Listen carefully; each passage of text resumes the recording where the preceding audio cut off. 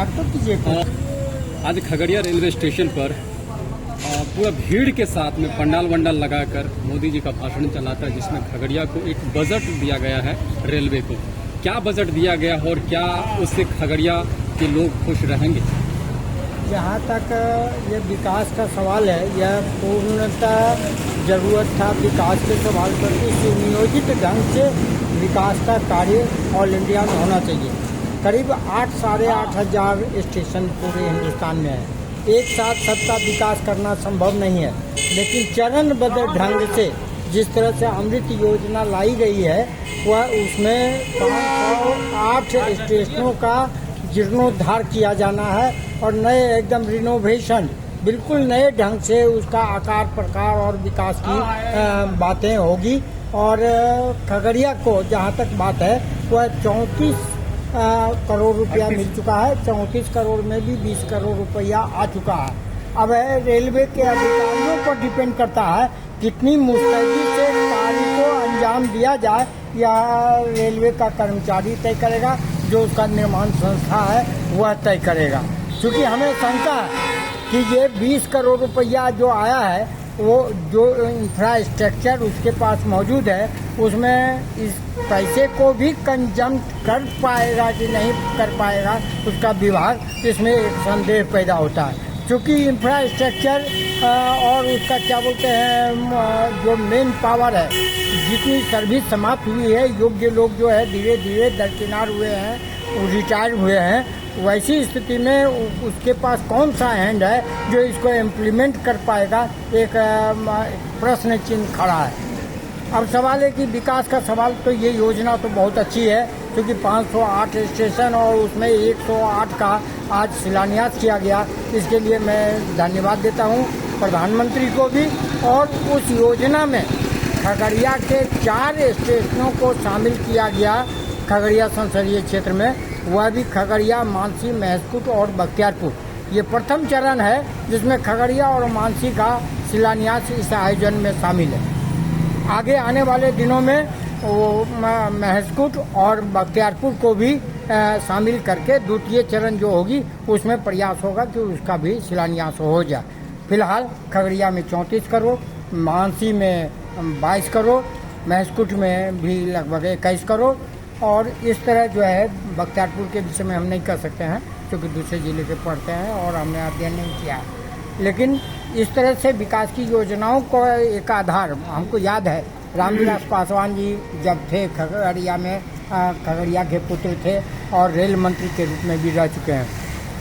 क्या टेक्निकल मामला था जो विकास नहीं कर पाया खगड़िया स्टेशन, लेकिन आज उसी स्टेशन को एक नए स्वरूप में देने का प्रयास किया जा रहा है। वो उसका जो नक्शा आया है वह बिल्कुल अभूतपूर्व नक्शा है।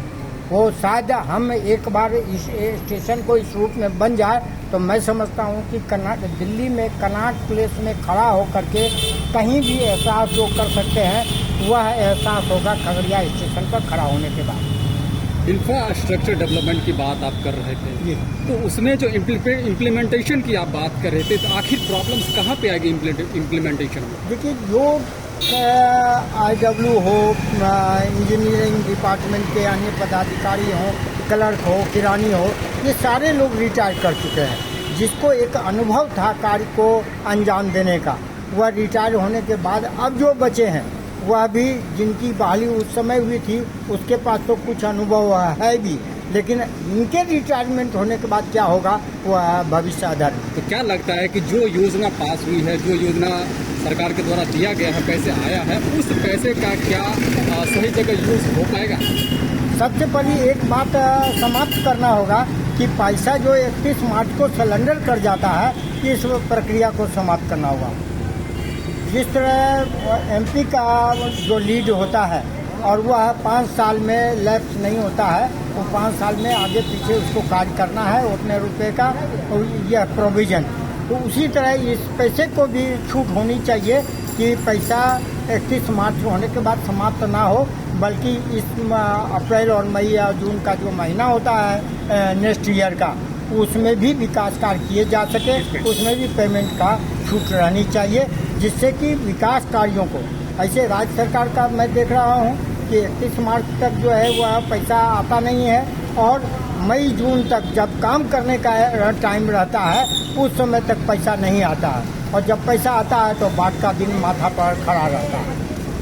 ऐसी स्थिति में बाढ़ जो विकास के कार्य है वह अचानक ठप हो जाता है। एक तरफ वर्षा, दूसरी तरफ बाढ़, उसमें विकास कार्य तमाम ठप हो जाते हैं। उससे बेहतर होगा कि पैसा को नॉन लैप्सेबल, मतलब कि यह लैप्स नहीं हो किसी भी परिस्थिति में, ऐसी व्यवस्था होनी चाहिए सरकार का। जिस तरह से रेलवे के जो विकास में आपका कहीं ना कहीं रेलवे के सवाल को लेकर कहीं ना कहीं काफ़ी बड़ा योगदान रहा है अभी तक के लिए, और जिस तरह से आपके मैं पास देख रहा हूँ, जिस तरह से आप एक पेड़ जो पीपल का पेड़ है इसको लेकर आप कहाँ जा रहे हैं और कहाँ इसका वृक्षारोपण करेंगे? ये रेलवे का कैंपस जो बहुत बड़ा भाग है और खाली है, तो जहाँ जहाँ हमको लगता है कि भाई जनता इसका छाया का उपयोग कर सकता है, वैसे क्षेत्रों में इसको लगाने का काम करेंगे। फिलहाल रेड पॉइंट के बगल में ही इसको ले जा रहा हूँ, और 2 पेड़ है इसमें, दोनों को लगाना है, और जिसमें कि इसके फलने फूलने के बाद एक बड़ी छांव, बड़ी आबादी, बड़े जीव जंतु और पर्यावरण का काम हो सकेगा। इसके लिए मैं उसको लगाने के लिए जा रहा हूँ। बहुत बहुत शुक्रिया आपका।